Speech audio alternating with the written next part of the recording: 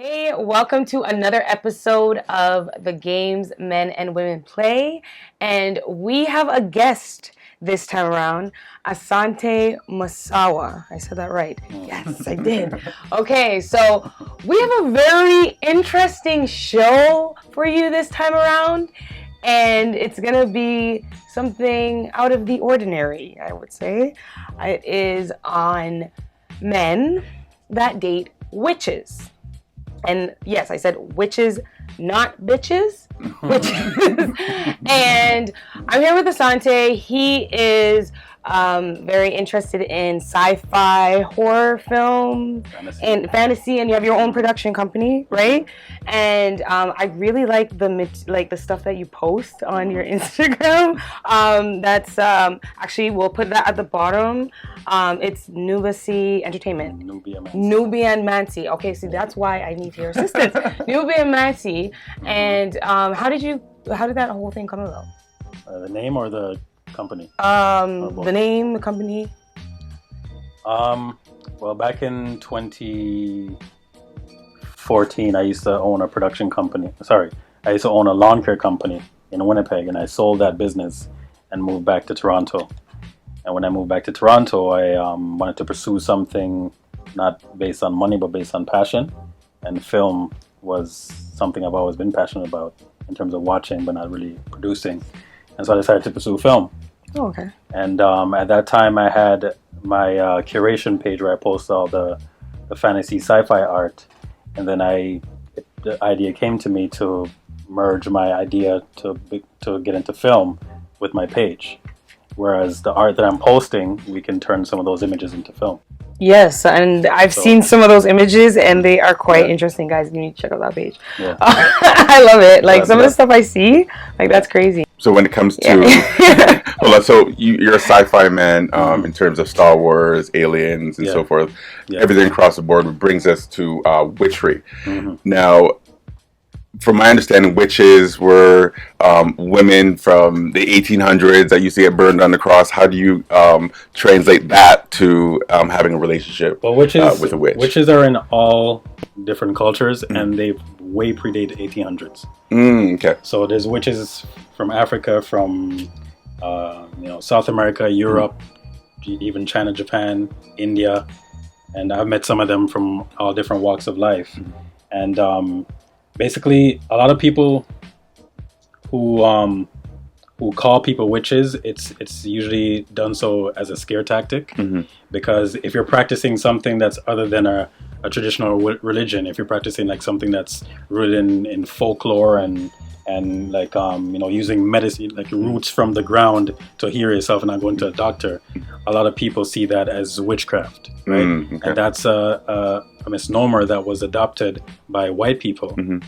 And they called indigenous religions of the places that they were colonizing witchcraft. So I'm glad you said that, because obviously you're black, and usually the culture of black is Christianity or Seventh-day Adventist or Islamic, but you find yourself in witchery. How do you fall into that passion or attraction? Being Jamaican, I grew up Christian. I actually was a minister at one point as well. And when I left the church back in 2008, I was an atheist for about 10 years. And then that's when I came out of my atheism and started to travel in Africa. And even before I went to Africa, I started to really think about pursuing actual spirituality. And Africa really spearheaded that. And that's basically how I found myself here. It was from traveling and spending that time as an atheist, detoxifying myself from Christianity, and then I was ready for true spirituality. So that's why I came here. So you're attracted to witches. Can you tell? Can you tell if she's a witch, or does she have, or if I can tell? Yeah, if you could tell. Yeah. You have what attracts you to them? What attracts me to them is their their unorthodox way of thinking.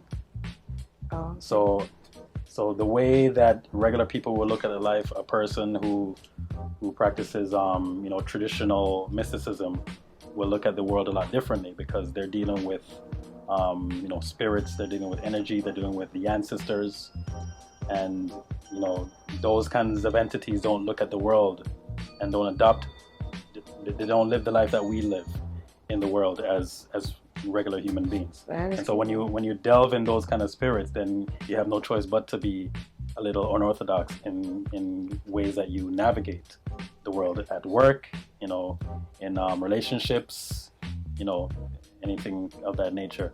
And so that's what attracts me to them, is that unorthodox way, because I look at the world very unorthodox as well. Okay. Even before I left the church and, leaving the church, becoming an atheist, leaving atheism, and then where I am now, I've always been an unorthodox kind of person.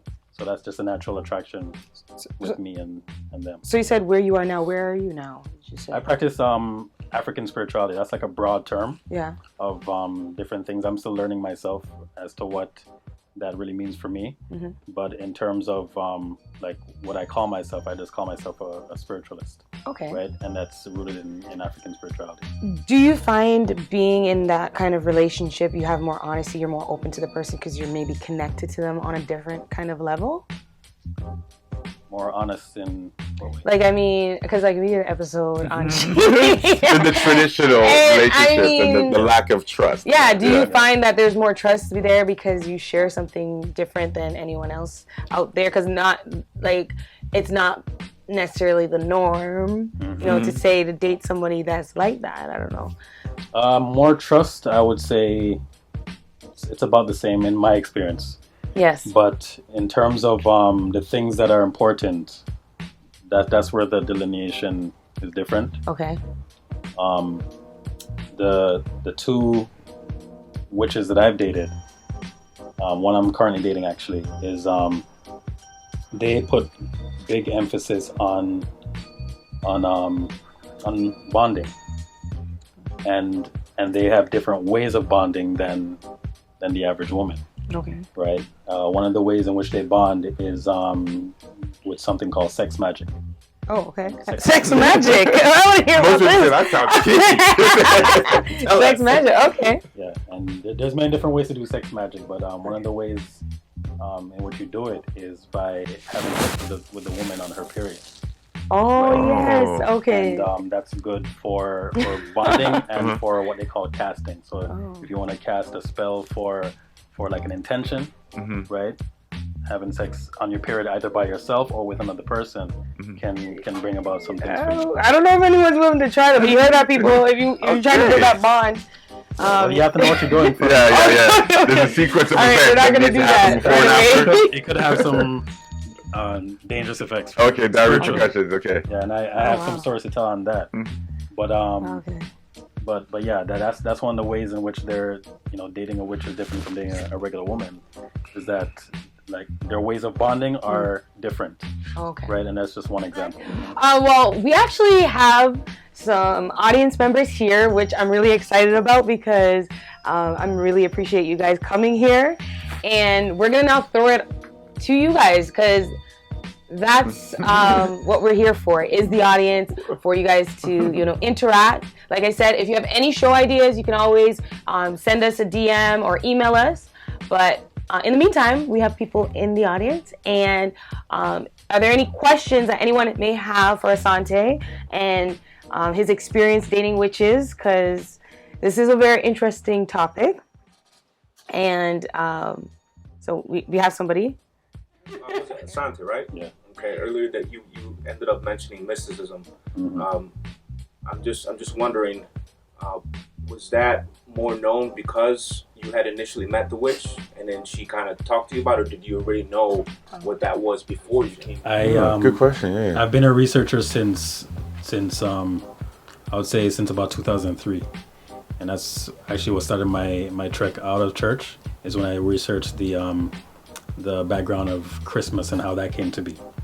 And ever since then, I've always been reading about ancient religions and spirituality, angels, demons, hell, heaven, you name it. So before I dated them, I had a very big wealth of understanding of what different mystical beliefs and what witches believe, what certain witches believe, and what people in India believe, what people in Japan believed, and whatever. So I wasn't introduced to all of what I know from them. I had a working understanding before, and I think if you're gonna date a person like that, you should. right? Or at least be open to whatever they teach you. Yeah, you'd hope they would tell you their witch before. Yeah. You just don't find out on the whim. Like, I mean, there's ways to know it. Like I knew before I met them that they. Oh, yeah? How does that? Okay, yeah. Tell the guys out there. They need to know if you're on just in case. Instagram and you see a girl posting a whole bunch of geometric shapes, Oh, I see. That's a signal. and you're Okay. like, what the F is that? Yeah. Then if those geometric shapes are usually associated with practices that are not orthodox. Have you, any of you guys seen that? No, but that makes sense though. Yeah. Have you seen that? It's like an SOS, right? I've seen The- these symbols. The first Okay. woman I dated who practiced mysticism, she refers to herself as a shaman, Okay. and she was one of the artists that I post on my page on Nubimansi. So she's an artist in Philly, and I used to post her work on my page. And then she posted this image of something called sacred geometry. And sacred geometry are shapes that are used in rituals, right? And so she posted something, and I said sacred geometry on her Instagram post. And then she messaged me and responded to my question with like this long paragraph about what she posted. And then we got to talking about personal stuff. Where you from? I'm from Jamaica. Oh, I'm from Jamaica too, and blah blah blah. And then 2 months later, I was in Philly hanging out with her, and we started a little relationship Oh, wow. for a while. So it just started from that one post. So if I didn't know anything about sacred geometry, then I would have asked that question, and then she would never responded. We would never met. You did your But- research. Yeah. You did your, and that's what you gotta do when you're in relationships. You gotta do your research. Know what you're getting yourself into. At least you Not knew. just when you're in relationships, but when you know what you want and Yes. the kind of person you want, you research the things that you want them to be into. So Yeah, when you okay. guys start talking about it, then it's not just you, one person talking and another person just listening. Exactly. Yeah. You guys it's a conversation, right? So that's what it was between us. Yes, makes sense. Makes sense. Well, that definitely sounds magical. It is. It was. Well, it's still magical now. Yeah. You have to say that. Well, the woman I'm dating now, she's more of the African part of mysticism, whereas the one in the first one I dated, she was more I would say more New Age. New Age, and when you study these things, you know the difference. And with African spirituality, there's a big onus on the ancestors and reverence of the ancestors and calling on the ancestors for help. And sometimes the really serious ones who are mediums, sometimes the ancestors inhabit them and speak through them. And it's not the person anymore that you're speaking to, it's a completely different entity. Okay, that's So what's the spooky. most unorthodox date you've ever been on? I want to hear this. Eight. I would say when I went, the same one in Philly, I took her to a place called Cape May in New Jersey. It's like a little vacation town just outside of the city. And it's an hour away from Philly, and we drove there. I got an Airbnb. And our first night there, our second night, I think, we did yoga on the beach at midnight. Oh, That's not weird. That's a good kind of one. romantic. yeah, that's a good idea. Pitch black on the beach. Yeah. And her mat was laid out, and we were doing yoga poses at night. And you knew that she was about that. You just said, "Hey, Yeah. let's go to the beach." I and knew do that she was yoga. about yoga, but I didn't know that we were gonna end up doing yoga at pitch black, like two weirdos Jeez, on a mosquito beach, free. right? So that would freak other people out. If, people who are like afraid of the dark or whatever. But yeah, we just flowed that night, and it was pretty amazing. So I would guess that's the most unorthodox. Like, who does that? That's not a regular date. You know what I mean? It certainly isn't a regular date. Yeah. No, and did you know how to do the moves? Meanwhile, you're. Yeah, because Did you- I took Shaolin Kung Fu for a year. Oh, okay. And before you start doing the actual kicking and punching and all that kind of stuff, you have to do yoga. Okay. So you have to do like your stances, you have to do like your stretches, all kinds of stuff. So I taught her some of those things when we did yoga on the beach. And Oh. then she taught me what she knew. And that was the night. Thanks for Okay, coming out I'm- because yeah, that's I'm well informed. I had no idea. And thanks for sharing because it takes a lot for somebody to come. I know, and share thank a piece you. of themselves that's so personal and dating relationships, and because the unorthodox nature of it, Thanks for sharing. Thanks for coming out. I know. Thank you so much for coming. I really appreciate it. And I learned a lot. I never thought that there were actual witches out there. I think I just like watched movies and just like, you know, it's just something that's They're made up. Yeah, made up. Yeah, but it's not. And if there's wizards out there, who knows? Like, you know. I'm here. That's what you're trying to say. So that was another episode of the Games Men and Women Play. And make sure to follow us on Instagram at Games Men N, the letter N, Women Play. And also send us an email if you have any show ideas, or send us a DM, and follow us on Instagram and subscribe. All right, bye. Yeah, I like that.